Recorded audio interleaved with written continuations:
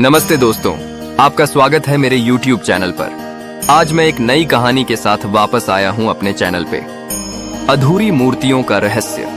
बहुत समय पहले जगन्नाथ टेम्पल की पवित्र भूमि पर एक महान राजा राज करते थे, किंग इंद्रद्युम्न। वे भगवान जगन्नाथ के परम भक्त थे। राजा का एक ही सपना था, ऐसा मंदिर बनाना जहां स्वयं भगवान वास करें और हर भक्त उनके दर्शन कर सके। एक रात राजा को स्वप्न आया।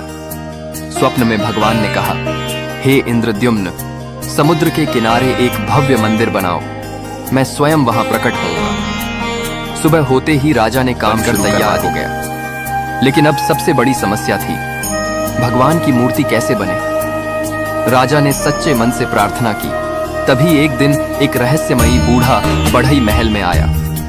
उसने कहा, मैं भगवान की मूर्ति बना सकता हूं, लेकिन मेरी एक शर्त है, जब तक मैं काम करूं कोई दरवाजा नहीं खोलेगा। राजा ने तुरंत उसकी बात मान ली। बढ़ई को एक कमरे में बंद कर दिया गया और वह मूर्ति बनाने लगा। दिन बीतते गए, 5 दिन, 10 दिन, 15 दिन, अंदर से कोई आवाज नहीं आ रही थी। रानी घबरा गई। उन्होंने राजा से कहा, महाराज, कहीं उस बढ़ई को कुछ हो न गया हो। राजा भी चिंतित हो गए।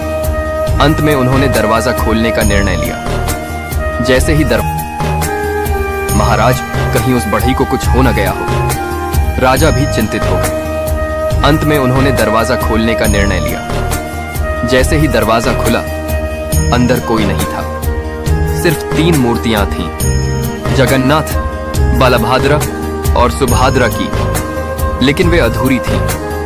हाथ पैर पूरी तरह बने नहीं थे।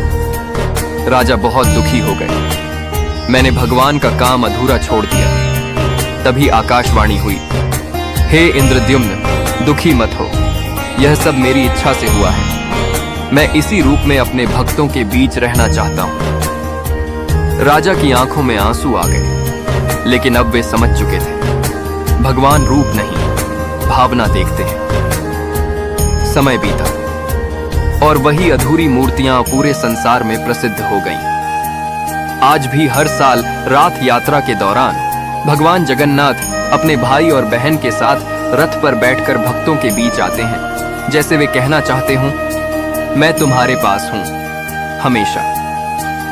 सीख, मॉरल। भगवान को सुंदर रूप या भव्यता की जरूरत नहीं होती, उन्हें सिर्फ सच्ची भक्ति चाहिए।